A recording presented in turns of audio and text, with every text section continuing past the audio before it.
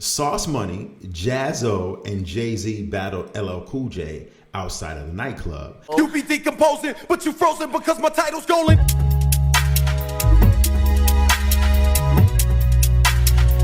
Thank you for watching. This is the Entertainment for One podcast, and I am your host, Anthony, AP, BLT, whatever you want to call me. Before we get started, right now, I want you to do a couple quick things. Like the video, subscribe to the channel, and share the vid. Is LL Cool J the battle rap GOAT? Now, before you get ahead of where I'm going with this, I'm not talking about battle rap in the sense of the way, we know battle rap in today's culture, whether it be, the URL, King of the Dot, and the official battle rap leagues.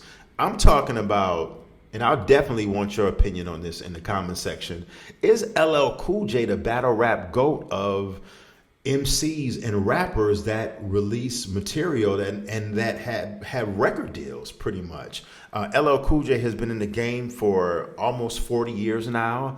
And if you haven't heard, the word is out on all of the legendary battles that LL Cool J has had, both on wax, on record, and in the streets. Now, just to briefly run some of this down, because a lot of you should already know this because you're watching the video, and a lot of you probably won't know some of the stuff I'm going to briefly break down, but LL Cool J has had some rap beefs and rap altercations over his 35-year career.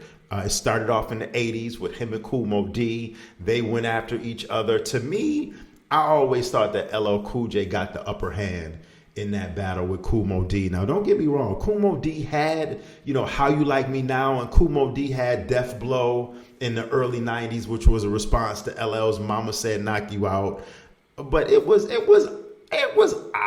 It was okay. Kool Moe Dee, he's another rapper from the 80s that that makes my list of rappers from the 80s that couldn't make that transition into the 90s. I'm gonna start coming out with a list officially called rappers from the 80s that couldn't make the transition into the 90s, and Kool Moe Dee was one of them. He was at the top of the list. His style just really didn't transition well into the 1990s, but I digress. Anyway, we're talking about Kool Moe Dee versus LL. I thought LL got the better of Kool Moe Dee.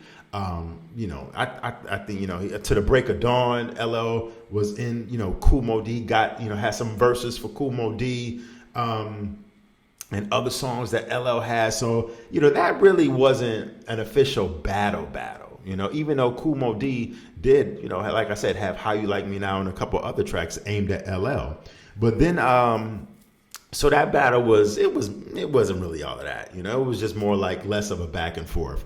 And then we had like a insignificant battle, I would say, that LL had. It wasn't even a battle. LL went, he had some lines for Ice-T. LL Cool J and Ice-T had a rift back in the 80s and early 90s. Ice-T originally dissed LL on his song, I'm Your Pusher, when the guy was like, yeah, man, I got some LL Cool J. I'm selling this dope hot music. I got some LL Cool J. And Ice-T was like, nah, man, I don't want none of that LL Cool J. And then there was, another track that Ice-T had that dissed LL. And LL also took shots at Ice-T on To the Break of Dawn, And it was that was an insignificant battle because they never really... That was just insignificant. I think the most prominent beef and battle that LL had in the last 35 years, from what we all know of, is versus Cannibus. Him and Cannibus, rapper Cannibus, infamously got into the beef when 4321 was released. Cannabis wanted a tattoo like LL Cool J. LL, when they were in the studio recording the song, LL took that as a diss. So, that's when LL dedicated, pretty much partially all of his verse or half of his rhyme on 4321. He basically dedicated it towards Cannabis.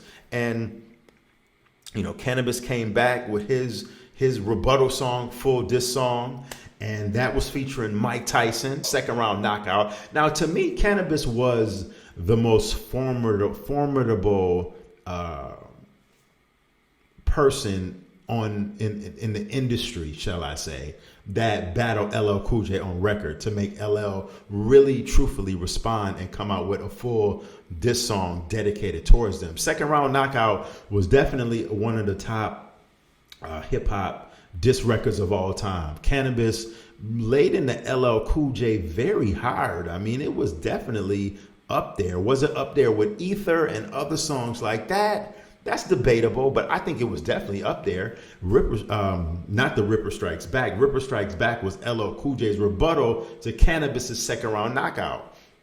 And a lot of people say that the Ripper Strikes Back, LL Cool J's diss, wasn't that great of a diss song, but I thought the Ripper Strikes Back was good. LL has some clever lines in there, and he really, got into battle mode, and he really ripped into Cannabis. Ripper Strikes Back was a dope song, and LL Cool J has taken many shots at Cannabis, or has in the past, not recently, but back when their beef was going on in the late 90s. Personally, I think it was even. I tend to kind of teeter and give it to LL because the Ripper Strikes Back was very dope. I think it was just as good, if not a little bit better than Second Round Knockout. But that's debatable. That's up for debate, and I want to know what you got to think about in the comment section. Let me know what you think about that in the comment section. Now, 3 battles that LL Cool J had that you probably don't know about, or if you do know about, they're not really talked about as much.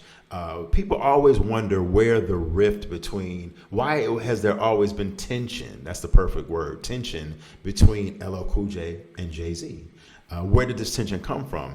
LL Cool J said that the tension came from Jay-Z was performing at a talent show or something in high school, and Jay-Z thought LL was in the crowd laughing at him. So they had this kind of beef and this tension between them two ever since then. But in all actuality, Jay-Z and LL Cool J battled. Yes, they did. What happened was one uneventful, I guess you could say it was one uneventful night for LL Cool J. LL Cool J was coming out of a nightclub, and Sauce Money, Jaz-O, and Jay-Z battled LL Cool J outside of the nightclub. The way Sauce Money tells it, he went for his. LL Cool J literally battled 3 people in one night. Now that right there, quiet as kept low-key, could put LL Cool J on battle rap GOAT status. Because anytime you battle 3 dudes, 3 people in one night, and this is not just any 3 people, random dudes off of the street you battling Sauce Money, Jay-Z, and Jaz-O.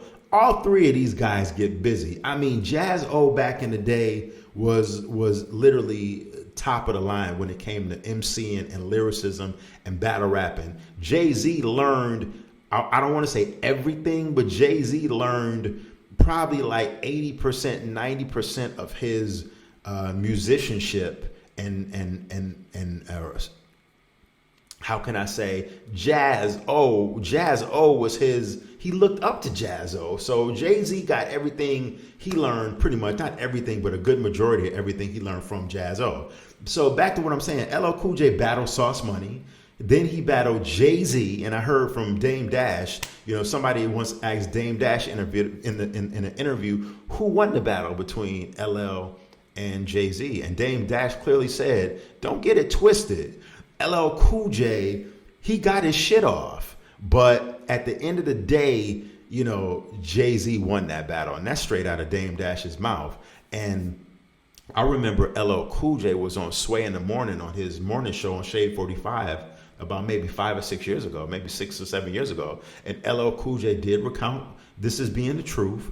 But LL's excuse was that he was battling a couple guys outside of the nightclub. Little did I know at the time, the guys were Sauce Money and Jaz-O. And LL's excuse was for kind of like, I'm not going to say losing that battle to Jay-Z, but one of LL Cool J's excuses was, I ran out of rhymes. My clip got empty. That's what I quote. That's what LL said. I remember him saying that. LL was like, the clip was just empty after a while because I was just outside battling these dudes for so long. I just ran out of rhymes. So, I mean, listen, I don't know too many people that could go up against Sauce Money, Jay-Z, and Jaz-O in one night, back to back to back. To answer the question that I asked at the top of the video, is LL Cool J the GOAT when it comes to battle rapping?